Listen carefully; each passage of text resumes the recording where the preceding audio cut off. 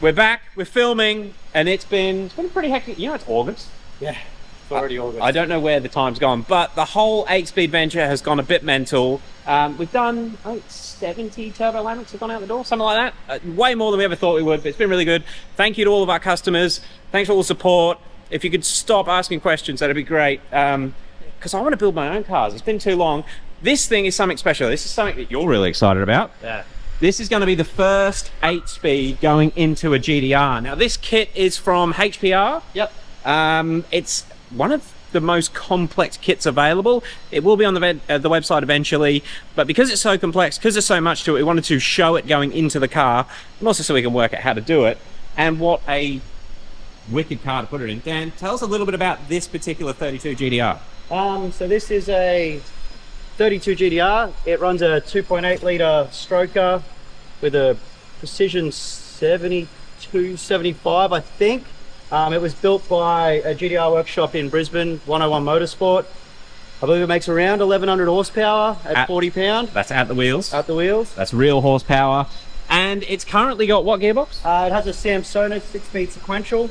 So straight cut dog box, which is really cool if you're driving it really fast, but this is a street car. It's a little bit annoying on the street. So we're hoping that with the 8-speed, it'll still be just as quick. It'll shift just as fast as a dog box can, and it should also be nice to drive, which will be a good thing. All right, so this, as I said, it's a huge conversion. It's obviously an all-wheel drive car. What ECU's on this? It has a Haltech 2500, I believe. Okay, so that's no problem to get the turbo limit linked with that. But also, this is a lot of power to push through an essentially near standard 8HP 70. Yeah, it is. But it will also be a pretty cool test. It'll be sweet to see how the gearbox holds up with a 4-wheel drive and a whole heap of horsepower. All right, what's the plan? First, we're going to pull a couple of cosmetic bits off and send them away for paint while we have the gearbox out. And then obviously get the Samsonite out, remove everything we need to remove, and then set the 8-speed box up on the floor with all the stuff bolted to it, and then see how well it fits in the hole. We'll see you guys when that's done. So it's the next day. It was a Samsonite sequential, which is now out of the car. That's not a small gearbox. Like, it's smaller than this one. It's not massively different to the 8HP. However, this has still had a bit of modification. So Samsonite is out. That is the transfer case that was in the car. It's now mounted to the 8HP using the HPR kit. Yep. Can you just explain to everyone what's different about this case, because there's a few modifications on it, and what you had to do to get the transfer case bolted to this with the HPR kit? As you can see on the top here, there's a few bits shaved off just to make it fit in the tunnel nicer. The breather has been relocated to the side here, where normally it sort of sticks out the top. That does foul the trans tunnel on most Nissan conversions. On the other side here, Charles, can we spin it around? So yep. We've got the light. So on the other side here, clearance for the starter motor and clearance for the front prop shaft. Okay, so HPR do a fair bit of modification to the casing to make this an easier install for whoever's installing it, I guess. A few other little bits, a bit of clearance here, so we can get the bolts in backwards. Normally they come in from the other way. Another little bit of clearance on the side there, which when we get the kit, HPR do all of it for us, and we sort of receive a transmission and everything. And yeah, hopefully we'll have 1 or 2 in stock at most times, because once this car works, I think this might be a pretty popular conversion. There's a lot that goes into it. So you've also changed something inside the transfer case as well, haven't you? Yep, so it comes with a billet oil pump gear, oil pump case for the front of the oil pump on the transfer case, which we'll show you. And the output shaft on the 8HP has been re-splined to suit the GTR transfer. So it basically doesn't need a really long adapter, so it still fits under the floor of the GTR. So you can run a really short adapter with the shaft re-splined on the gearbox. While we're talking about where this is going to be positioned because of the spacing, you do need custom shafts, don't you, with this kit? Yeah, so for this kit, it's a shorter rear shaft. The whole assembly's a touch longer. It uses an R34 GTR front shaft with a small spacer on the diff side. Okay, and actually, just to confirm with everyone, that's all come from HPR as well? Yes. Right, so this is going to be a bolt-in kit, maybe? Yep. Mostly bolt-in. Pretty close to? When we receive the transmission, it's pulled apart and checked. It has we get the upgraded Sonax backing plates and stuff that tend to fail on a standard car with big horsepower. The PCB modification's already done as well. So when you receive it, it's finished and ready to go in the car. It's also got the, I just noticed the billet HPR pan. Billet pan, a little bit of extra capacity. It is a little bit stronger. That's also got clearance for the crossmember or something as well, hasn't it? Potentially, but I think the factory one would fit, but it probably hangs a little bit low, so the billet one's just a nice, strong alternative. Cool. I guess the only other thing that we've got to get from HPR is the engine to trans. Actually, that's in, isn't it? Yep. So that is... This one comes with the Adamat adapter. That's an RB to 8HP70 adapter, and obviously it's come with a custom flex plate as well. Yep. Nice. So that's in. This one's obviously clearance for the front shaft here. Takes a factory starter motor. Yeah, that's something people probably do need to keep in mind as well. So the normal Domiworks adapter plate that we sell on the website, that won't work for an all-wheel drive conversion. No. Not unless you cut a hole in it anyway. All right. It's getting close. So we do need to get the rest of the kit unpacked. It come in lots of packaging, which is probably a good thing. This is going to get bolted into the car tomorrow? Yep. Yeah, we should hopefully have it mounted tomorrow morning. Just double check a few things. I think there is a little bit of tunnel modification that needs to be done to clear the back of the transfer case, and then potentially a little bit up here. But yeah, we'll have a look tomorrow. We'll sort of put it up there and see how close it gets and what we've sort of got to move out of the way to make sure it doesn't hit the floor at all times. Yeah, with any luck, it should be pretty well in by the end of tomorrow. Well, fingers crossed. I was going to show everyone as well. It does come with, it's a cover plate, I guess. Yep. Where the original factory shifter would mount to, the manual shifter. Yep. It also comes with the normal transfer case has a shift rod that runs through it. So there's a hole in the front of the transfer case on the inside. It comes with a little billet piece that you slide in with a circlip to block that hole off. So obviously the transfer case oil stays in the transfer case. It's getting close, and obviously that is part of the HPR kit. That is the actual adapter there. All right, dude. Well, we'll give you an update next when it's actually mounted in the car. See if we find any problems. But so far, everything's just gone together, hasn't it? Yeah. Yep. That's unusual. Yeah, it's a pretty nice kit. All right. So what do you think, Dan?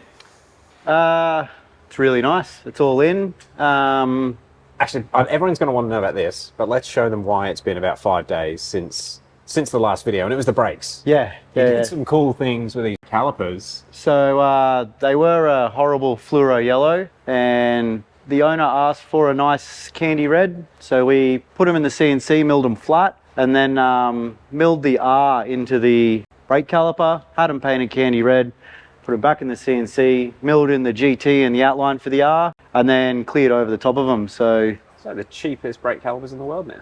yeah, they look really good. We did the fronts and the rears. They do, they look epic. In fact, I'll have some pretty shots we'll show them, because you've also done matching rocker covers as well. Yep, yeah, we did the rocker covers and a few other little nice bits inside, just blacked some stuff out. Anyway, that's why this video took so long, because we started this in August. It's now September. Yeah, okay, it was the end of August. All right, but the 8HP is in. Unfortunately, I didn't get a chance to get a lot of footage of it going in. Can you tell them, because I know you did have a little bit of an issue with the adapter plate, but that's now been rectified? Yep. Yeah, so the adapter plate just wasn't clearance enough for the front shaft through here, so we had to take a little bit out of that. The front shaft is 34 GDR front shaft length, so I think it's like 15 or 18 mil longer than a 32 one. I think we mentioned at the start, but this one was already lengthened to suit the Samsonus, Yep. so it worked. And then, yeah, obviously this little front spacer, the transfer case adapter, which goes to the stock 32 GDR transfer, billet gearbox mount, billet pan, just so they don't crack or nothing bad happens to them. We've got a trans cooler up in the front left-hand side on the opposite side of the engine oil cooler. Show them that quickly. That is up and in there. Now, that didn't come with the kit, did it? That one didn't, no. But it was supposed to. We've used a different cooler. We've used a different cooler than the one that normally comes with the kit, just because we didn't receive it and we wanted to get it done quickly rather than waiting for the package to turn up. So underside was all pretty straightforward, apart from some clearancing there. I actually completely missed it, but was there any issues with clearancing into the tunnel with this setup? So at the back here, just a little bit of hammer work to clearance for the transfer case. Yep. And I believe maybe a touch up the front here would be necessary, but it was already done for the Samsonus. Ah, Okay, so the fact that this had the sequential did make it a little bit easier. I think we also mentioned that this tail shaft is actually part of the HPR kit as well. Yep, it's an option. You can get them to supply a tail shaft, or you can shorten your factory shaft. With this one, we just bought the whole lot. I didn't know whether we wanted to keep the factory shaft for the Samsonus, and then yeah, the rest of it sort of went together really easy. Okay, now let's show them what's happened on the inside. Sweet. All right, so she's down off the lift. Now we've still got to mount everything up under here. We're going to go do some testing first once it's driven and we know it's fine. It was sort of straightforward with getting the programming side done, because we've hooked heaps of these up to Haltecs now, and this car is running on a Haltec. Yep. The only thing that was new for us were the paddles. Yeah, we put a paddle shift kit on it because this car makes a lot of horsepower, so it'd be nice to not have to take your hands off the wheel. It also has a standard steering wheel, which made mounting the paddles a little bit interesting, and we didn't want to cut the wheel up and make it look terrible, so it took nearly a full day just to design a bracket that'll mount the paddle shifters that don't interfere with the indicators, don't interfere with your hands, feel good to use, and also don't cut up the steering wheel. So dude, they feel really, really good. I did have a play before. So yeah. Also, this has a suede headliner, very posh. It has got the DCT sequential style shifter in the middle for the main sort of shifter. Yep. And it is the carbon one. Dude, it sort of works in the manual boot there. All right, now we have started it up. We know it's going to go in a drive, but can we actually go for a drive? Yeah, of course. Let's do it. Start her up.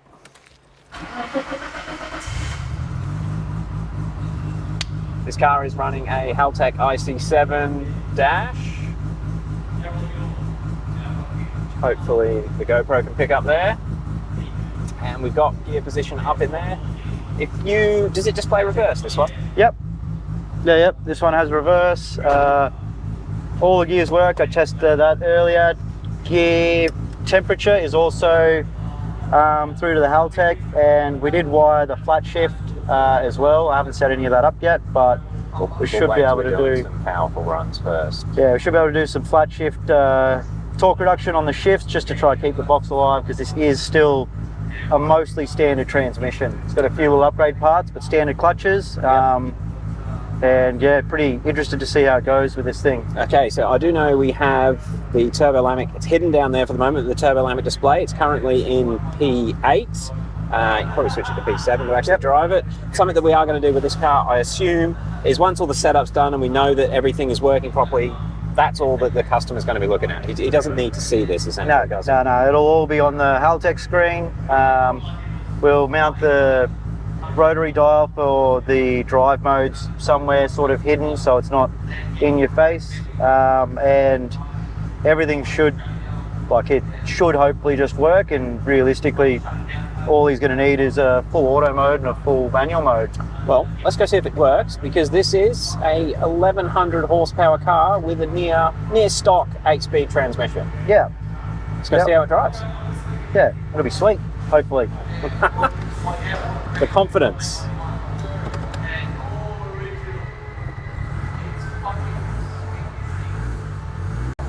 It's a bit lumpy, Dan. Yeah. So something that we were talking about just before, this car, well, the customer was talking about it, this car doesn't have drive-by-wire. It is a old-fashioned throttle body with no stepper motor. Wasn't a problem with the manual, because obviously you can just dip the clutch. But with the auto, I think we might need to do some setting changes here. Yeah, we'll have to make it idle a little bit higher, so when it goes into gear, it doesn't try stall as the auto sort of drags it down, but there's something we could sort later. For now, we'll just go for a quick test drive and make sure everything works. All right, we are driving.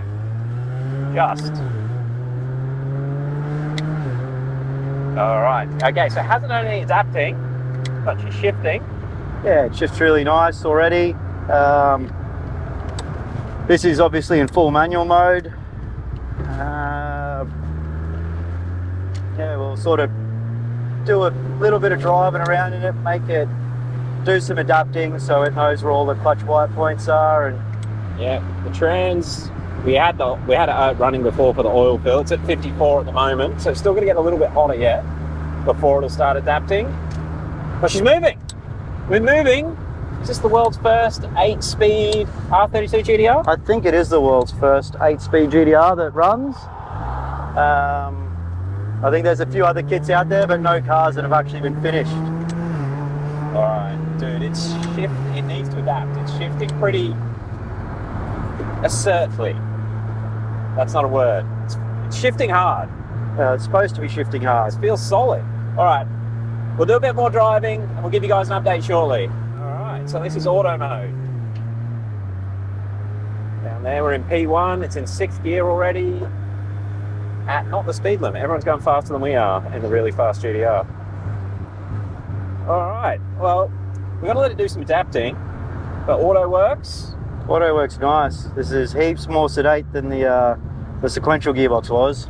Yeah, that's the reason this customer's decided to go for the 8-speed. Obviously the 8 HP, once we get something set up with the way it idles, it's going to be a lot better for just daily driving. It's going to be a smooth, comfortable cruiser, but hopefully still be able to handle the power that this thing's putting out and be fast. We hope. Yeah. We hope. It's a lot of power to put through one of these gearboxes. All right, so we're cruising along at about, what speed are we doing? 80. About 80. We are in 8th gear. I didn't even notice it had changed to 8th. Oh, you can see it on the Haltech, probably a little bit easier. It feels quite good. Yeah, it feels good. So when you're in P1, if you go 2 downshifts on the paddle, oh, it's downshift on its own. We're in 6th gear now. That's nice. I was hoping you guys would be able to see that, but yeah, it's going through the gears smoothly. It's learnt already. This is a sweet car. You like it? Yeah, this is really cool now. Yeah, anything you want to test? Yeah, trans brake, launch control, wide open throttle shift. On this test drive? Oh, no. We'll run it back, put it back up in the air, double check everything, make sure we've got no leaks or anything silly happening. And then, yeah, hopefully find a little bit of track time that we can test all the heavy stuff with. It feels tight, it feels good.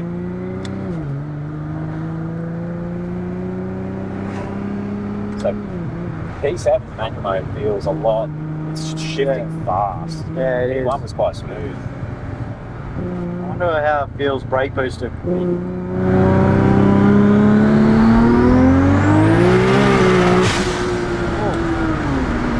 Well, I don't think the trans slipped, or the tyres for that matter. That's solid. Dude, that felt good. Yeah. Did it shift then? I couldn't even tell. I shifted, yeah. I got scared. Woo! Oh, dude, it's working. Oh, I love this thing. This thing's cool. I might have a shift under a bit of boost.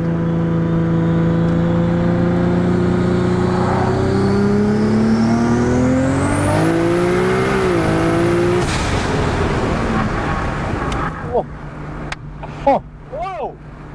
That's what a diesel car. Land Cruiser. Holy crap! this is a sweet thing. Dude, the shifts were spot on. Yeah. I was expecting that. Loves Not it. so early. It really loves it. Wow, I like that. This thing's going to be an animal roll racing.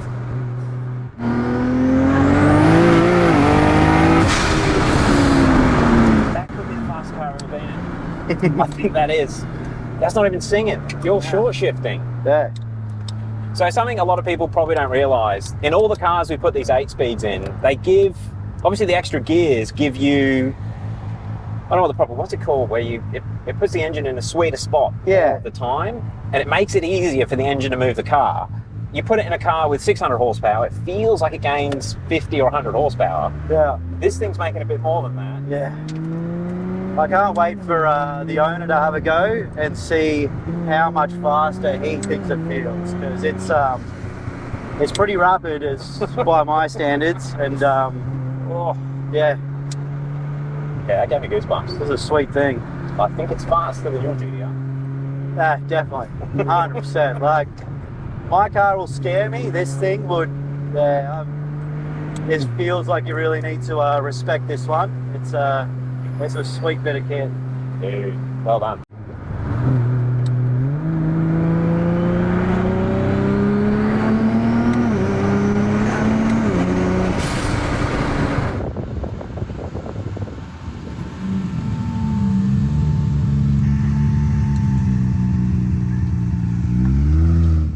Dan, what are you doing?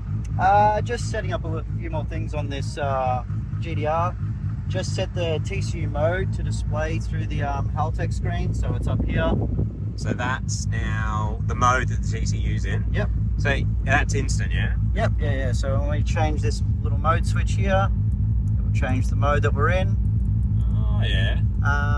Also just changed the speedo to read from the TCU rather than the GPS. It's a little bit more reliable. It gives proper output shaft speed, so just set that up. Just need to go take it for a drive and calibrate it. Also just been playing around with some of the take-up settings. Because this car doesn't have drive-by-wire or an idle control motor, when you put it in gear, it sort of bogged down and the idle would get really low, and it was a little bit annoying to try and make it combat that in the Haltech without having a drive-by-wire idle motor. But it's now, so this, it's not right, but this is a workaround that you can do with a Turbo Lamex. Yeah, so in the TCU, we've set it so it doesn't load up so much as you put it in gear. Basically sort of like a take-up setting. All right. So, show it here, we'll put it in gear and we'll go into reverse. We are in reverse, and the engine has not dropped down. Ah! So something that you probably didn't see with that, when you put it into gear now, it doesn't load it doesn't put the load on the engine straight away until you touch the accelerator. You go into second. Right, so it's a bit of a workaround for cars that don't have drive-by-wire, essentially, or really lumpy cams, this sort of thing. Dude, it seems to work pretty good. Yeah, it's really good. Just probably going to do some long-run testing, make sure it's really nicely behaved on the highway and play with some of the shift points. I think the last thing I want to show them before we end this video is just some dash footage of it going through the gears, that sort of thing. Yeah. All right. Auto mode.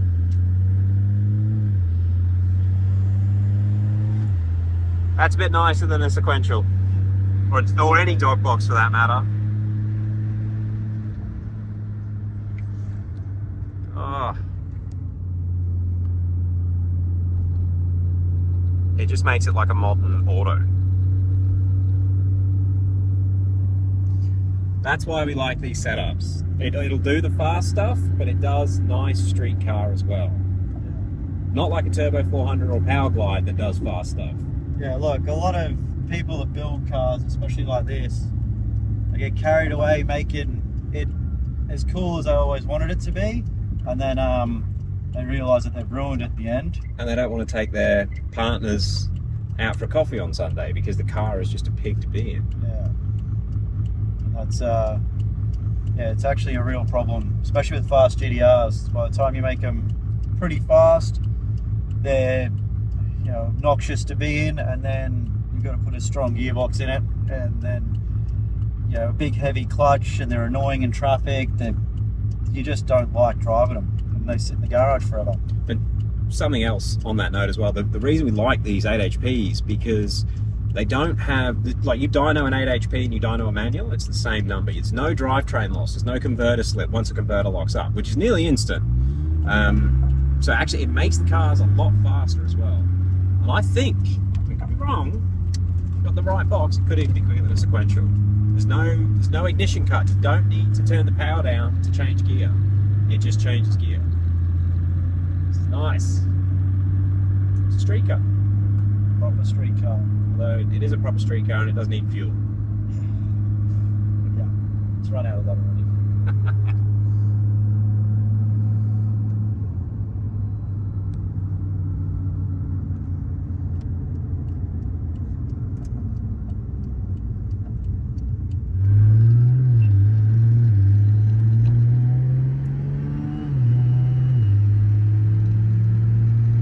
Sports Auto.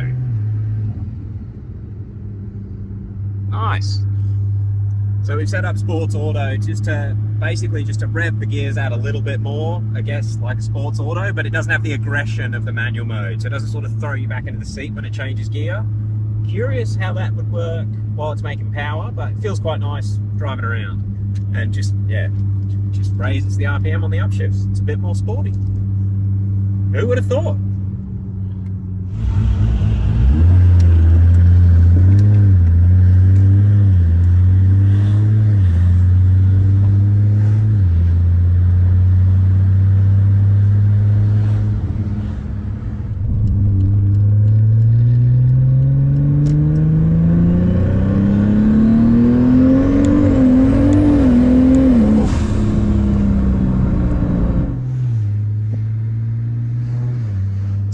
manual. It's working well. Yeah, look, we've just been on an hour-long drive, and it has behaved perfectly the entire time. Gearbox doesn't get hot. Nice. Oh, bit bumpy.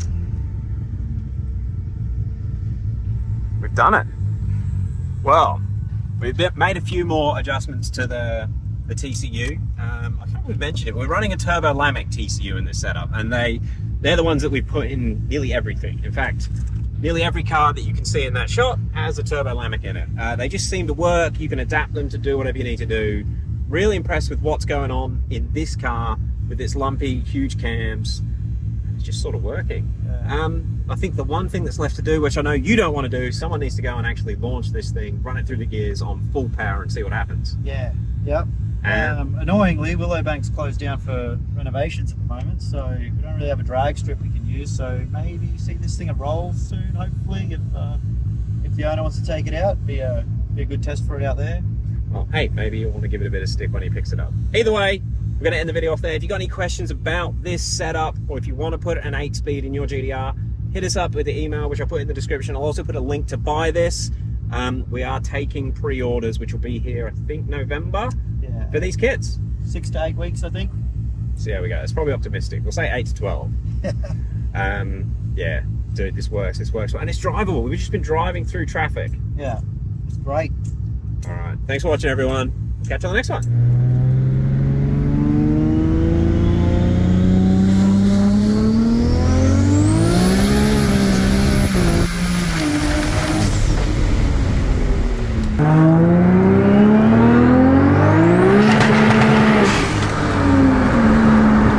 You didn't use the shifters. You have to do that again. Told you, it's a fucking, like, this thing's a death trap. That's sweet.